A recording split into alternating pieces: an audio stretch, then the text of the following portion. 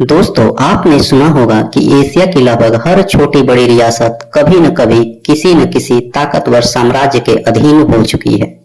भारत सदियों तक आक्रमणकारियों का शिकार रहा। पाकिस्तान और बांग्लादेश कभी भारत का हिस्सा थे, फिर ब्रिटिश राज के गुलाम बने। श्रीलंका, म्यांमार, अफगानिस्तान कोई भी नहीं बच पाया।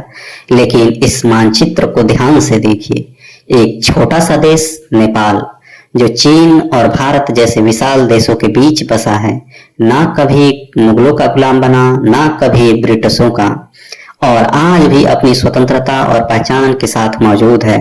तो आखिर सवाल ये उठता है, नेपाल क्यों आज तक कभी गुलाम नहीं हुआ? तो आइए इस अद्भुत रहस्य के बारे में कुछ नया बताते हैं। नेपाल का इतिहास हजारों साल पुराना है। प्राचीन ग्रंथों और पौराणिक कथाओं में नेपाल का जिक्र मिलता है। हिमालय की गोद में बसा ये क्षेत्र कभी कई छोटे छोटे रियासतों और किलों में बटा हुआ था। नेपाल में पहले किरात वंश का शासन रहा, फिर लिच्छवी वंश आया जिसने काठमांडू घाटी को विकसित किया। बाद में मल वंश का शासन रहा, जिन्होंने कला, संस्कृति और मंदिरों का निर्माण करवाया। इन छोटे छोटे राज्यों की वजह से नेपाल पर हमला करना आसान लगता था, लेकिन हकीकत बिल्कुल उलट थी। हर राजा अपनी भूमि के लिए जान देने और जान लेने के लिए तैयार रहता था। यहाँ की स्थानीय प्रतिरोध भविष्य में नेपाल की आजादी की सबसे बड़ी ढाल बना। नेपाल का सबसे बड़ा हथियार उसका भूगोल था। नेपाल का 70% हिस्सा पहाड़ों और जंगलों से ढका हुआ था। यहाँ की घाटियां इतनी ऊंचाइयों पर थी कि आक्रमणकारियों की सेनाओं के लिए यह मौत का रास्ता बन जाती थी। नदियां, खाइयां और बर्फ से ढके रास्ते दुश्मन को रोकने के लिए प्राकृतिक जाल थे। जब भी कोई बाहरी ताकत यहाँ घुसने की कोशिश करती तो उन्हें ठंड, भुखमरी और पहाड़ी गुरिल्ला हमलों का सामना करना पड़ता था। यही वजह थी कि न तो अफगान घुड़सवार यहाँ तक पहुंच पाए और न ही दिल्ली के सुल्तान और मुगल इस रास्ते पर गए। नेपाल अपने भूगोल की वजह से लगभग एक प्राकृतिक किले में बदल गया था। नेपाल की असली पहचान गोरखा योद्धाओं से है। 18वीं सदी में पृथ्वी नारायण शाह ने नेपाल को एकजुट करना शुरू किया। उन्होंने छोटे छोटे राज्यों को मिलाकर एक मजबूत राष्ट्र की नींव रखी। उनका नारा था, नेपाल दो बड़े पत्थरों भारत और चीन के बीच बसी हुई एक बाग है। अगर इस बाग को बचाना है तो हमें हमेशा सतर्क रहना होगा। गोरखा सैनिक अपने साहस, अनुशासन और निडरता के लिए जाने जाते थे। उनका हथियार खुकरी, मुड़ी हुई धार वाली तलवार आज भी उनकी पहचान है। गोरखा सैनिकों की एक खासियत थी, वो कभी हार मानना नहीं जानते थे। चाहे सामने कितनी भी बड़ी ताकत हो, वो आखिरी दम तक लड़ते थे। यही गोरखा परंपरा बाद में ब्रिटिशों को भी झुकने पर मजबूर कर देती है। 19वीं सदी की शुरुआत में British east India company Bharat के बड़े हिस्से पर काबिज हो चुकी थी। उनकी नजर नेपाल पर भी थी।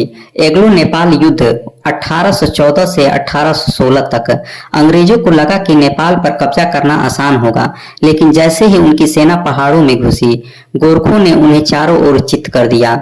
अंग्रेजी सेना के अफसर खुद लिखते हैं कि हमने इतने छोटे और बहादुर सैनिक कभी नहीं देखे।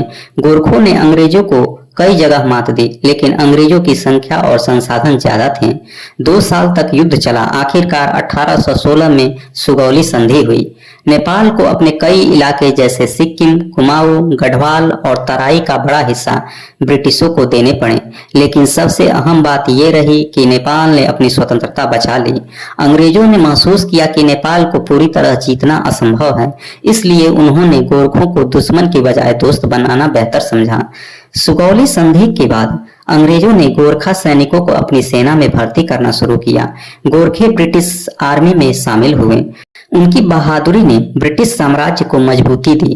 प्रथम और द्वितीय विश्व युद्ध में गोरखों ने अंग्रेजों के लिए वीरता दिखाई। इस तरह अंग्रेजों ने नेपाल को गुलाम बनाने के बजाय उससे सैन्य साझेदारी कर ली। यही सबसे बड़ा कारण था कि नेपाल कभी कॉलोनी नहीं बना। नेपाल के शासक हमेशा इस बात को समझते थे कि अगर भारत और चीन जैसे विशाल देशों के बीच बचना है तो संतुलन जरूरी है। कभी ब्रिटिशों के साथ अच्छे रिश्ते रखें तो कभी चीन के साथ व्यापारिक समझौते किए तो कभी भारत के साथ सांस्कृतिक रिश्तों को मजबूत बनाया। इस कूटनीति ने नेपाल को हमेशा राजनीतिक संतुलन में रखा।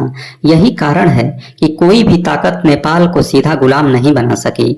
आज का नेपाल भले ही एक छोटा देश है, लेकिन उसकी संस्कृति, परंपरा और आजादी उसकी असली ताकत है। यहाँ का झंडा दुनिया का एकमात्र त्रिकोणीय राष्ट्रीय झंडा है। गोरखा रेजिमेंट आज भी भारतीय सेना और ब्रिटिश आर्मी में शान से खड़ी है। नेपाल दुनिया का एकमात्र देश है जिसने कभी किसी औपनिवेशिक ताकत के सामने पूरी तरह घुटने नहीं टेके। दोस्तों, नेपाल की कहानी हमें सिखाती है कि ताकत सिर्फ सेना और संसाधनों में नहीं होती, असली ताकत होती है भूगोल, एकता, साहस और कूटनीति में। नेपाल छोटा जरूर है, लेकिन उसने दुनिया की सबसे बड़ी ताकतों को भी चुनौती दी। वो हार कर भी गुलाम नहीं हुआ, क्योंकि आजादी के लिए उसकी जनता और गोरखा सैनिक हमेशा तैयार रहे। तो जब भी आप हिमालय की बर्फीली चोटियों की तरफ देखें तो याद रखिएगा, ये वही चोटियां हैं जिन्होंने एक छोटे देश को हमेशा आजाद रखा। दोस्तों, अगर आपको नेपाल की ये अद्भुत कहानी पसंद आई हो तो वीडियो को लाइक करें, शेयर करें और चैनल को सब्सक्राइब जरूर करें ताकि अगला वीडियो आप मिस न करें। जय हिंद।